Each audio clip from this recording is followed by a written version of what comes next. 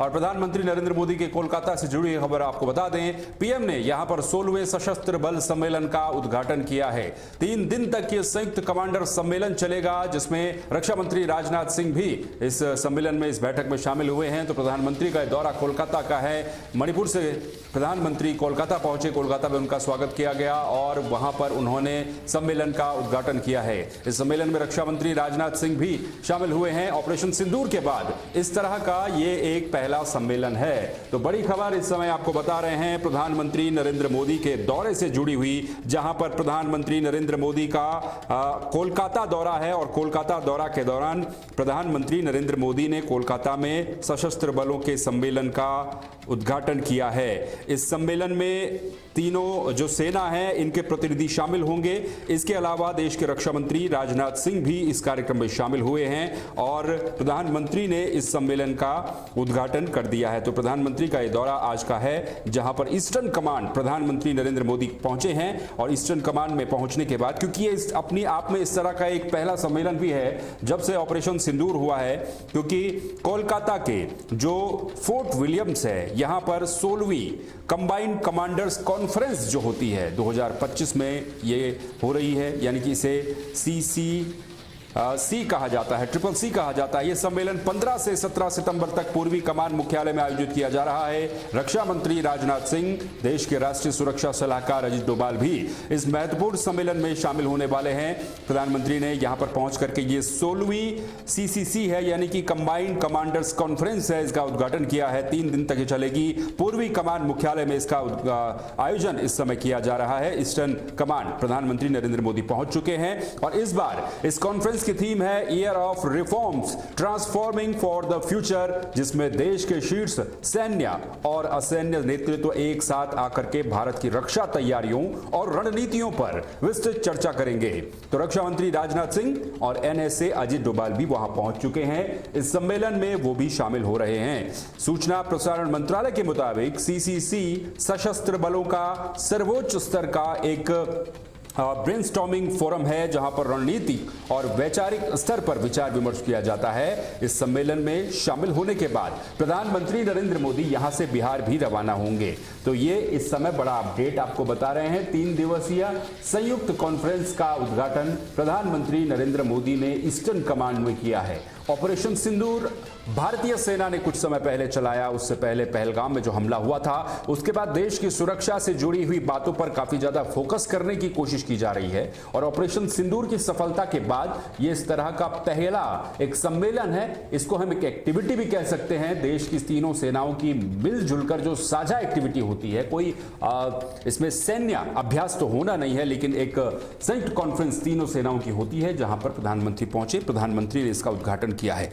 इस सम्मेलन में देश की जो सुरक्षा नीतियां हैं या फिर जो सुरक्षा मसौदे हैं, उन पर विस्तृत रूप से चर्चा की जाएगी, ये भी जानकारी सामने आ रही है।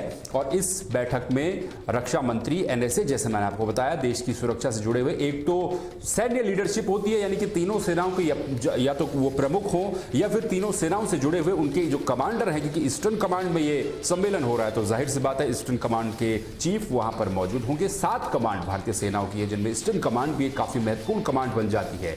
और जो आर्मी मिलिट्री नेतृत्व के अलावा जो पॉलिटिकल लीडरशिप है, जिसमें रक्षा मंत्री आते हैं राजनाथ सिंह, NSA अजित डोभाल आते हैं, प्रधानमंत्री स्वयं वहां पर मौजूद हैं। ये सभी लोग मिलकर के यहां पर विभिन्न मुद्दों पर, कई मुद्दों पर चर्चा करेंगे।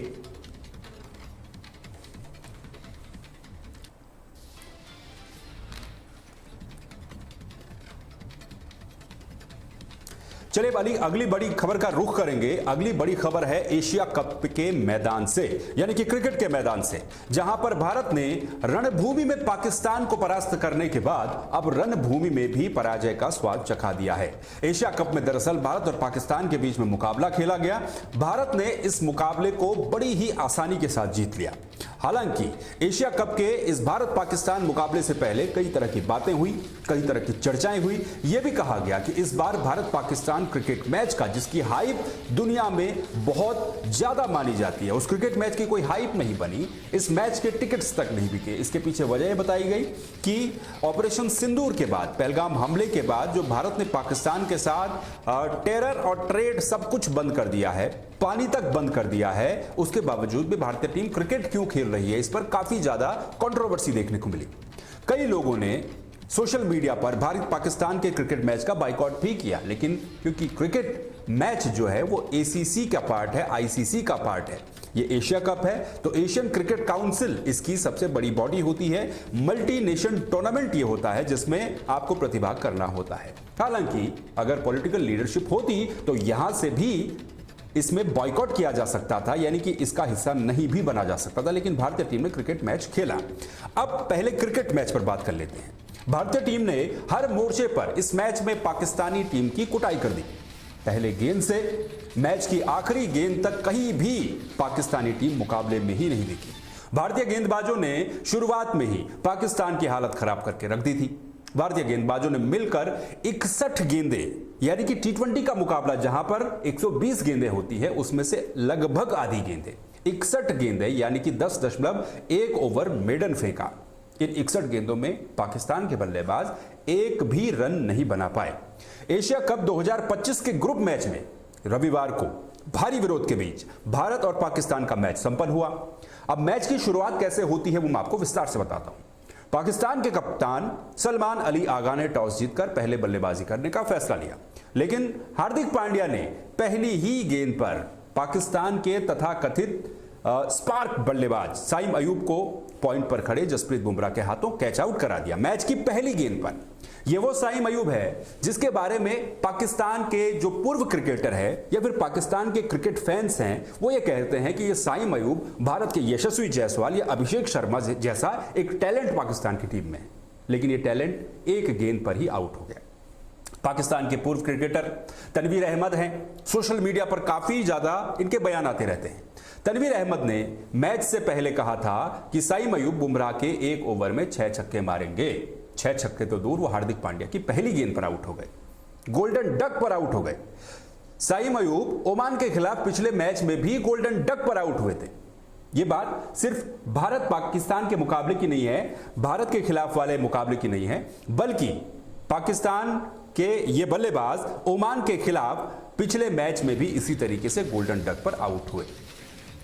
और दूसरे ओवर में बुमराह ने अपनी दूसरी ही गेंद पर मोहम्मद हारिस को पांड्या के हाथों कैच आउट करवा दिया। ये मोहम्मद हारिस भी वही बल्लेबाज है जिनके बारे में पाकिस्तान के पूर्व क्रिकेटर, पाकिस्तान के फैंस बड़ी बड़ी बातें किया करते हैं कि ये पाकिस्तान के मिस्टर 360 है। जैसा भारत में सूर्य कुमार यादव को मिस्टर 360 कहा जाता है, मोहम्मद हारिस को पाकिस्तान में 360 कहा जाता है, लेकिन ये भी जल्दी आउट हो गए। 61 डॉट गेंदें रही, जैसा मैंने आपको बताया। भारतीय गेंदबाजों ने पूरे मैच में अपना दबदबा बनाए रखा। उसके बावजूद भी आखिर में शाहिनशाह अफरीदी ने 2-4 लंबे हिट मारे और पाकिस्तान की टीम 127 रन के स्कोर तक पहुंच गई 9 विकेट के नुकसान पर। शुरुआत की 60 गेंदों में 35 रन और पूरे मैच में 61 डॉट गेंद भारतीय गेंदबाजों ने फेंकी हैं, यानी कि 10 से ज्यादा ओवर पाकिस्तान के बल्लेबाज रन ही नहीं बना पाए। अब आप अंदाजा लगाइए कि इंडियन बॉलिंग कितनी स्ट्रांग थी कि पाकिस्तान के बल्लेबाज उन पर रन ही नहीं बना पाए। जसप्रीत बुमराह, अक्षर पटेल और प्लेयर ऑफ द मैच रहे कुलदीप यादव। कुलदीप यादव, इन सभी लोगों ने जिन मैंने आपको नाम बताया, अक्षर पटेल, जसप्रीत बुमराह, कुलदीप यादव 15-15 डॉट बॉलें फेंकी। वरुण चक्रवर्ती ने 10 और हार्दिक पांड्या ने 5 डॉट बॉलें फेंकी। अभिषेक शर्मा ने भी गेंदबाजी की और 1 डॉट गेंद उन्होंने भी फेंकी, जबकि उनका काम बल्लेबाजी करना है। 11 खिलाड़ियों का घमंड भारतीय टीम ने चूर चूर कर दिया। गौरतलब हो कि ऑपरेशन सिंदूर के दौरान भारतीय सेना ने पाकिस्तान के 11 एयरबेस तबाह किए थे। दुबई के मैदान में सूर्य कुमार यादव की टीम ने पाकिस्तान क्रिकेट टीम के 11 खिलाड़ियों की धज्जियां भी उड़ा करके रख दी। भारतीय गेंदबाजों का जो सुरक्षा कवच रहा, ये उसी तरीके से रहा जिस तरीके से ऑपरेशन सिंदूर के दौरान भारतीय डिफेंस सिस्टम रहा, यानी कि कुल मिलाकर के पाकिस्तान की टीम की बड़ी कुटाई हुई और बड़ी बेइज्जती हो गई। हालांकि यह चीज पाकिस्तान के लिए नई नहीं है, चाहे वो वर्ल्ड कप के मुकाबले हो या एशिया कप के मुकाबले हो, इन मल्टी नेशन टूर्नामेंट में पाकिस्तान की टीम को आदत है भारत से मुंह की खाने की। हर बार पाकिस्तान की टीम हारी है। अब एशिया कप के इस मुकाबले में भी भारत की टीम एक बार फिर से जीत गई। भारत और पाकिस्तान के बीच क्रिकेट की यह प्रतिद्वंदिता यानी कि राइवलरी हमेशा से ही बहुत रोमांचक और भावनात्मक भी रही है, यानी कि इमोशनल मुकाबला भी इसमें होता है। दोनों देशों के बीच राजनीतिक तनाव और ऐतिहासिक पृष्ठभूमि के कारण क्रिकेट मैच सिर्फ एक खेल नहीं बन जाता, बल्कि एक युद्ध की तरह बन जाता है। यहां पर हार जीत मायने रखती है। हार का मतलब गहरी हार होता है और जीत का मतलब वो टीम या फिर उसके खिलाड़ी हीरो बन जाते हैं। और हीरो बन जाते हैं। हीरो बनने के बाद यह भी होता है कि यदि भारत पाकिस्तान के मुकाबले में भारतीय टीम या फिर पाकिस्तान की टीम जो भी टीम हारती है, इसमें जो भी टीम हारती है, तो हारने के बाद जो जिम्मेदार खिलाड़ी होते हैं उन पर ऐसी गाज गिरती है कि कई प्लेयर्स का करियर तक खत्म हो जाता है। और भारत पाकिस्तान के मैच की खासियत यह भी है कि यहां जो प्लेयर रन बनाता है, जो प्लेयर चलता है, वो सुपरस्टार बन जाता है। ऐसा ही कल अभिषेक शर्मा ने भी करके दिखाया। एक शर्मा यानी कि पूर्व भारतीय टी20 कप्तान, वर्ल्ड कप विनिंग कप्तान रोहित शर्मा तो रिटायर हो गए, लेकिन दूसरे शर्मा जी यानी कि अभिषेक शर्मा अभी भी टीम में है। अभिषेक शर्मा ने शाहिनशाह अफरीदी की पहली ही गेंद पर चौका मारकर ये दिखा दिया कि भले ही रोहित शर्मा इस टीम का हिस्सा ना हो, वो ओपनिंग ना कर रहे हों, लेकिन उनकी वो आदत कि पहली गेंद पर छक्का या चौका लगाने की वो अभी भी बरकरार रहेगी। अभिषेक शर्मा ने वही किया और ताबड़तोड़ इनिंग खेली। एशिया कप और वर्ल्ड कप में भारत पाकिस्तान के मैचों को अगर हम देखें, कितने मैच खेले गए, एशिया कप और वर्ल्ड कप यानी कि ओडीआई वर्ल्ड कप और टी20 वर्ल्ड कप, दोनों वर्ल्ड कपों को इसमें अगर कंबाइन करते हैं तो इसका रिकॉर्ड कुछ इस तरह से आता है। कुल मैच 19 खेले गए, भारत ने 10 जीते, पाकिस्तान ने 6 जीते, ये एशिया कप का मिलाकर के, और 3 मैच ऐसे रहे जिसमें कोई नतीजा नहीं निकला। टी20 वर्ल्ड कप की बात करें तो कुल 7 मैच हुए, 7 में से 6 मैच भारतीय टीम ने जीते हैं, जबकि पाकिस्तान ने 1 मैच जीता है। ये वो मैच है जो आपको याद होगा, दुबई के ग्राउंड में ये मैच खेला गया था और उस मुकाबले में भारतीय टीम बुरी तरह से आ रही थी। 152 रन पर कोई भी विकेट पाकिस्तान ने नहीं खोया था। एकमात्र टी20 वर्ल्ड कप का मैच था जो पाकिस्तान ने आज तक इतिहास में जीता है। पहला टी20 वर्ल्ड कप 2007 में खेला गया था, जिसमें भारत ने बॉल आउट में पाकिस्तान को हराया था। आपको याद होगा 5 गेंदें फेंकनी थी, वो 5 में से 3 गेंदें विकेटों पर मारनी थी, पाकिस्तान के गेंदबाज एक भी नहीं मार पाए। वनडे वर्ल्ड कप की बात करें तो 8 वनडे वर्ल्ड कप के मुकाबले हुए हैं अभी तक, और वनडे वर्ल्ड कप के 8 मुकाबलों में से भारत ने 7 मुकाबले जीते, पाकिस्तान ने 1 मुकाबला जीता है। भारत पाकिस्तान क्रिकेट राइवलरी के बारे में अगर विस्तार से हम देखें, इसकी पृष्ठभूमि देखें, तो भारत पाकिस्तान की क्रिकेट राइवलरी 1947 में हुए विभाजन के बाद से ही शुरू हो जाती है। पहला टेस्ट मैच 1952 में खेला गया था। राजनीतिक तनाव और कई युद्धों के कारण दोनों देशों के बीच द्विपक्षीय सीरीज बहुत कम हो गई थी। अब द्विपक्षीय सीरीज तो होती ही नहीं है, यानी कि बायलैटरल सीरीज जैसे आप कहते हैं, जिसमें सिर्फ भारत और पाकिस्तान खेलेगी, वो बायलैटरल सीरीज होती ही नहीं है। एआईसीसी और एशियाई क्रिकेट परिषद यानी कि एसीसी के टूर्नामेंट में होने वाले मैच अब और भी ज्यादा खास हो गए हैं, क्योंकि सिर्फ यहीं पर भारत और पाकिस्तान की टीमें आमने सामने होती हैं। रोमांचक मुकाबले भी भारत पाकिस्तान के बीच में कई हुए हैं, कई ऐसे मुकाबले हुए हैं जो आज तक क्रिकेट फैंस को याद है। 1992 का वर्ल्ड कप, भारत ने वर्ल्ड कप में पहली बार पाकिस्तान को हराया था। 2007 का टी20 वर्ल्ड कप फाइनल का मुकाबला, श्रीशांत का वो कैच, जोगिंदर शर्मा की वो बॉल, महेंद्र सिंह धोनी की वो कप्तानी जिसने आखिरी ओवर में भारत को मैच जिताया था। मिसबाउल हक का विकेट लेकर जोगिंदर शर्मा ने भारत को पहला टी20 वर्ल्ड कप जिताया था। 2011 का वर्ल्ड कप सेमीफाइनल में मोहाली में वो मैच खेला गया था। यह मैच दोनों देशों के प्रधानमंत्रियों की उपस्थिति के कारण और भी ज्यादा रोचक बन गया, हॉट फेवरेट बन गया। भारत ने यह मैच भी जीतकर फाइनल में उस समय जगह बनाई थी। और भारतीय खिलाड़ियों का दबदबा लगातार भारत पाकिस्तान के मैचों में देखने को मिलता है। विराट कोहली की 82 नॉट आउट वाली इनिंग, मेलबर्न का वो क्रिकेट ग्राउंड जहां पर हारा हुआ मैच विराट कोहली ने और हार्दिक पांड्या ने जिता दिया था। लेकिन जब खिलाड़ी ठीक नहीं खेलते उसके बाद उनको आलोचनाओं का सामना भी करना पड़ता है। भारत पाकिस्तान के मैच सिर्फ खेल नहीं होते हैं, वो दोनों देशों में राष्ट्रीय गर्व का प्रतीक बन जाते हैं। मैच के दौरान व्यापारिक गतिविधियां भी प्रभावित होती है, क्योंकि करोड़ों लोग मैच देखने के लिए टेलीविजन से चिपके रहते हैं। व्यूवरशिप काफी ज्यादा होती है, स्पॉन्सर्स, पैसा काफी ज्यादा इन्वॉल्व होता है। लेकिन इस बार सवाल यह उठे कि आपने सब कुछ पाकिस्तान के साथ बंद कर दिया, तो फिर क्रिकेट मैच बंद क्यों नहीं किया? क्यों आप क्रिकेट के मैदान पर पाकिस्तान को एक अवसर दे रहे हैं कि वो इस मैच के बाद कोई रेवेन्यू जनरेट करे? क्योंकि क्रिकेट से तो रेवेन्यू भारत से ही जनरेट होता है और भारत पाकिस्तान का मुकाबला बहुत सारे लोग देखते हैं, इसीलिए इसका बाइकआउट चला। लेकिन बाइकआउट के बाद मुकाबला हुआ और भारत ने मुकाबला जीत लिया। बड़ी बात यह रही कि यह मुकाबला जीतने के बाद भारतीय क्रिकेट टीम ने एक अलग तरीके से एक संदेश देने की कोशिश की। भारतीय टीम के कप्तान सूर्य कुमार यादव बल्लेबाजी कर रहे थे, उनके साथ शिवम दुबे थे। जैसे ही विनिंग शॉट लगा, भारतीय टीम ने मुकाबला जीता। उसके बाद क्रिकेट में यह होता है कि जब मुकाबला खत्म होता है, दोनों टीमें आती हैं, आपस में हैंडशेक करती हैं, हाथ मिलाया जाता है, एक दूसरे को बधाई दी जाती है, हौसला अफजाई की जाती है। लेकिन भारतीय टीम के कप्तान सूर्य कुमार यादव ने न तो टॉस के वक्त पाकिस्तानी कप्तान के साथ हाथ मिलाया और न जीतने के बाद पाकिस्तान कप्तान के साथ हाथ मिलाया या फिर किसी भी प्लेयर के साथ हाथ मिलाया। इनफैक्ट उनकी तरफ देखा तक नहीं। मैच जीते विनिंग शॉट मारा और भारतीय बल्लेबाज सीधे अपने ड्रेसिंग रूम की तरफ। सारे प्लेयर ड्रेसिंग रूम के अंदर जाते हैं, दरवाजा बंद कर दिया जाता है और पाकिस्तान के प्लेयर मैदान पर खड़े खड़े सिर्फ एक दूसरे का मुंह देखते रहे। ये बेइज्जती पाकिस्तान को इतनी ज्यादा बुरी लगी कि मैच खत्म होने के बाद जो पोस्ट मैच प्रेजेंटेशन होती है, पोस्ट मैच प्रेस कॉन्फ्रेंस होती है, उस प्रेस कॉन्फ्रेंस के लिए भी पाकिस्तान के प्लेयर और पाकिस्तान के कप्तान नहीं पहुंचे। कहा गया कि वो नाराज हैं। लेकिन भारतीय टीम ने मैच तो जरूर खेला। अब इसमें प्लेयर को भी आप दोष नहीं दे सकते हैं, क्योंकि एक प्लेयर का काम खेलने का काम होता है। सीरीजों को करवाने का न करवाने का काम सरकारों के हाथ में है, एसीसी के हाथ में और आईसीसी के हाथ में है। मल्टी नेशन टूर्नामेंट है, तो जाहिर सी बात है वहां पर दो देश अगर आएंगे तो कहीं ना कहीं उनका मुकाबला शेड्यूल किया जाएगा। उसमें सरकार क्या फैसला लेती है ये काफी इंपॉर्टेंट रहता है। ऐसे में खिलाड़ियों को दोष देना बिल्कुल गलत है। उनका काम है मैदान पर जाना, खेलना, अपना काम करना। यह जीत भारतीय कप्तान सूर्य कुमार यादव ने भारतीय आर्म फोर्सेस को डेडिकेट की है। तो ये भारत पाकिस्तान का पूरे मैच का लेखा जोखा था, जिसमें भारत ने जीत दर्ज की और यह जीत देश की सेना को पहलगाम में जो आतंकी हमला हुआ था उसके शहीदों को डेडिकेट की है। अब अगली खबर की तरफ बढ़ते हैं। अगली खबर है वक्फ बोर्ड से जुड़ी हुई खबर। शीर्ष अदालत ने यानी कि सुप्रीम कोर्ट ने सोमवार को वक्फ संशोधन अधिनियम 2025 को लेकर के एक बड़ा फैसला सुनाया है। कोर्ट ने कानून पर रोक लगाने की मांग पर विचार करने से इनकार कर दिया। सुप्रीम कोर्ट ने कहा कि कानून पर केवल दुर्लभतम यानी कि रेयर ऑफ द रेयरेस्ट मामलों में ही रोक लगाई जा सकती है। कोर्ट ने यह भी कहा कि राज्य वक्फ बोर्डों और केंद्रीय वक्फ परिषदों में गैर मुस्लिम की संख्या 3 से अधिक नहीं हो सकती।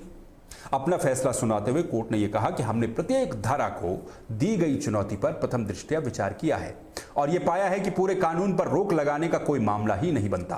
हालांकि सुप्रीम कोर्ट ने उस प्रावधान पर रोक लगा दी है जिसके अनुसार पिछले 5 वर्षों से इस्लाम का पालन करने वाले व्यक्ति ही वक्फ बना सकते हैं। कोर्ट ने कहा कि यह प्रावधान तब तक स्थगित रहेगा जब तक यह तय करने के लिए नियम नहीं बन जाते कि कोई व्यक्ति इस्लाम का अनुयायी है या नहीं है। किन मुद्दों पर अंतरिम फैसला कोर्ट ने सुनाया है वो मैं आपको बताता हूं। वो फैसले क्या हैं? क्या वक्फ घोषित की गई संपत्तियों को अदालतें वक्फ की सूची से हटा सकती हैं या फिर डी नोटिफाई करवा सकती हैं या नहीं करवा सकती हैं? एक मामला यह था। क्या कोई संपत्ति उपयोग के आधार पर वक्फ या फिर वक्फ बाय यूजर या किसी दस्तावेज के जरिए वक्फ यानी कि वक्फ बाय डीड घोषित की जा सकती है या नहीं की जा सकती है? अगर किसी जमीन को पहले अदालत ने वक्फ घोषित कर दिया हो तो क्या सरकार बाद में उसे वक्फ की सूची से हटा सकती है या नहीं हटा सकती है? इन 3 मामलों पर सुनवाई हुई। 22 मई को फैसला सुरक्षित रखा गया था। सभी मुद्दे वक्फ संशोधन अधिनियम 2025 की वैधता को चुनौती देने वाली याचिकाओं पर सुनवाई के दौरान उठे थे। चीफ जस्टिस ऑफ इंडिया यानी कि सीजेआई बीआर गवई की अध्यक्षता वाली बेंच ने 22 मई को इन तीनों पर दोनों पक्षों की दलीलों को सुना था, जिसके बाद अंतरिम आदेश सुरक्षित रख लिया गया था। सरकार ने वक्फ कानून का बचाव उस समय किया था। केंद्र सरकार ने इस कानून का मजबूती से बचाव किया था। सरकार का कहना है कि वक्फ अपने आप में एक धर्मनिरपेक्ष व्यवस्था है, इसलिए इसे रोका नहीं जा सकता, क्योंकि जो कानून संसद से पास होता है उसे संविधान सम्मत माना जाता है। सरकार ने यह भी कहा था कि भले ही वक्फ एक इस्लामी अवधारणा है, लेकिन यह इस्लाम का कोई अनिवार्य हिस्सा नहीं है। 25 अप्रैल को केंद्रीय अल्पसंख्यक मामलों के मंत्रालय ने वक्फ संशोधन अधिनियम 2025 का बचाव करते हुए सुप्रीम कोर्ट में 1332 पन्नों की एक प्रारंभिक हलफनामा दाखिल किया था। इस हलफनामे में अदालत से अनुरोध किया गया था कि इस कानून पर रोक न लगाए, क्योंकि यह कानून संसद ने पारित किया है और इसे संविधान सम्मत माना जाना चाहिए। याचिकाकर्ताओं की क्या दलील थी? याचिकाकर्ताओं की ओर से वरिष्ठ अधिवक्ता कपिल सिब्बल कोर्ट में पेश हुए थे। उन्होंने कहा था कि यह अधिनियम ऐतिहासिक कानूनों और संवैधानिक सिद्धांतों से पूरी तरह अलग है और इसका मकसद वक्फ की संपत्ति पर गैर कानूनी तरीके से नियंत्रण करना है। यह दलील दी गई। 5 अप्रैल को राष्ट्रपति ने इसे मंजूरी दी थी। केंद्र सरकार ने 8 अप्रैल को वक्फ संशोधन अधिनियम 2025 को अधिसूचित किया था। इसमें पहले 5 अप्रैल को राष्ट्रपति द्रौपदी मुर्मू ने इस अधिनियम को मंजूरी दी थी। लोकसभा और राज्यसभा ने दोनों ने क्रमशः 3 और 4 अप्रैल को वक्फ संशोधन अधिनियम 2025 को पारित किया था। तो ये वक्फ अधिनियम पर कोर्ट ने जो फैसला दिया वो मैंने आपको बताया। अब अपनी अगली खबर की तरफ बढ़ते हैं। जौनपुर जिले के लाइन बाजार थाना क्षेत्र में यहां पर सिहीपुर एक जगह है, यहां पर रविवार की रात को एक भीषण सड़क हादसा हो गया। श्रद्धालुओं से भरी एक बस ट्रेलर से टकरा गई। इस हादसे में अब तक 4 श्रद्धालुओं के मौत की खबर है, जबकि 9 लोग गंभीर रूप से घायल हो गए हैं। सभी श्रद्धालु छत्तीसगढ़ के रहने वाले हैं, निवासी बताए जा रहे हैं। हादसा कैसे हुआ? छत्तीसगढ़ से 50 श्रद्धालुओं से भरी हुई एक बस अयोध्या आ रही थी। अयोध्या दर्शन के बाद सभी श्रद्धालु वाराणसी काशी विश्वनाथ के दर्शन के लिए जा रहे थे। जब सुबह सुबह करीब 3 बजे बस लाइन बाजार थाना क्षेत्र के सीहीपुर में पहुंची, वहां पर ट्रेलर को ओवरटेक करने के चक्कर में बस उससे टकरा गई, जो जानकारी मिली है। टक्कर के बाद चीख पुकार मच गई। हादसा इतना भयंकर था, इतना भीषण था कि टक्कर के बाद मौके पर चीख पुकार मच गई। सूचना पर पहुंची पुलिस ने एम्बुलेंस से सभी श्रद्धालुओं को जिला अस्पताल पहुंचाया, जहां डॉक्टरों ने 4 श्रद्धालुओं को मृत घोषित कर दिया, जबकि 4 अन्य श्रद्धालुओं का इलाज जारी है। पुलिस अधिकारियों का क्या कहना है वो भी सुन लीजिए। एसपी जौनपुर डॉक्टर कौस्तुभ के मुताबिक हादसे में 4 श्रद्धालुओं की मौत हुई। सभी छत्तीसगढ़ के रहने वाले थे। 9 लोग घायल हुए, जिनका इलाज किया जा रहा है। मामले की छानबीन की जा रही है। आपको बयान सुनाते हैं इस मामले में क्या कुछ बयान सामने आए हैं।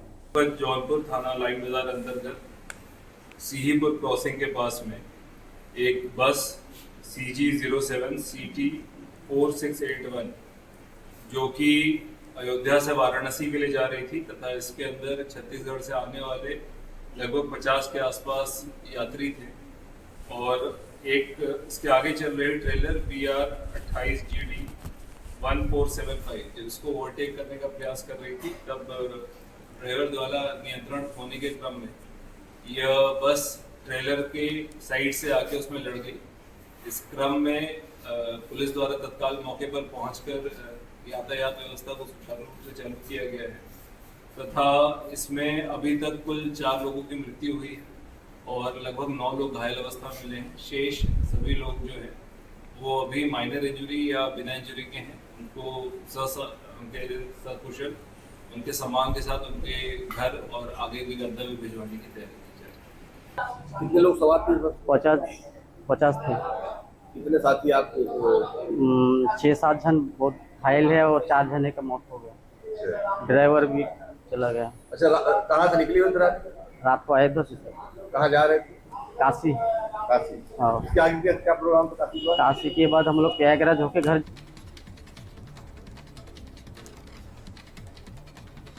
सीधे रुख करते हैं इस समय जौनपुर का अखिलेश श्रीवास्तव हमारे संवाददाता जुड़ चुके हैं। अखिलेश, एक भीषण सड़क हादसा हुआ है, क्या कुछ इस हादसे से जुड़ा हुआ अपडेट फिलहाल अभी तक है? कितने लोगों की मृत्यु हो चुकी है, कितने घायल हैं, कैसे उनको ट्रीटमेंट दिया जा रहा है?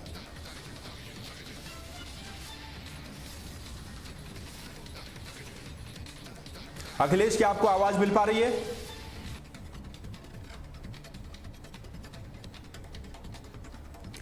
अखिलेश श्रीवास्तव हमारे साथ हमारे संवाददाता जुड़ रहे हैं। अखिलेश, क्या आपको आवाज मिल पा रही है?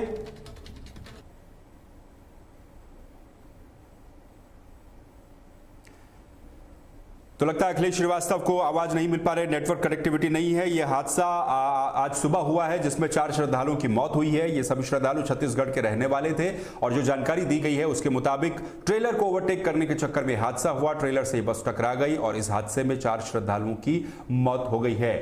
अखिलेश श्रीवास्तव हमारे साथ जुड़े हुए हैं, उनका रुख करेंगे। अखिलेश, क्या आपको आवाज मिल पा रही है?